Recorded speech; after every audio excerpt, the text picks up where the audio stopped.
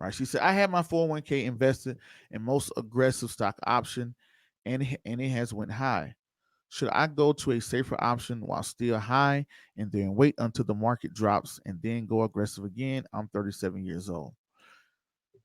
Miss, I know you're from Las Vegas. So her question is, I have a 401k, it's put in aggressive stocks, and it went high, meaning the stock has gone up.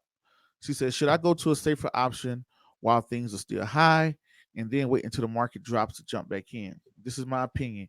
If you're 37 years old, if you're 37 years old, I'm thinking you're not planning on reusing this money. If it's a 401k, you can't touch it anyway until 59 and a half, meaning you have, what, 20 years, right? So you got 20 something years of investing to go. I would not touch my aggressive stocks. You're very smart. That's great on you for continuously to invest in aggressive stocks. What I would do, my new money, the money that you contribute every month, I would allocate it to a more safer option. Like your 401k probably has a bond option, right? I wouldn't go government bonds, but I would go a little bit like a fixed income bond that maybe earns 3-4%. I will start contributing money there as well. So let's say if I put $200 a month into my 401k, I would have maybe 150 going to my aggressive stuff, and then I would have another $50 going to something that's safe. Prince, why are you putting $50 into something that's safe?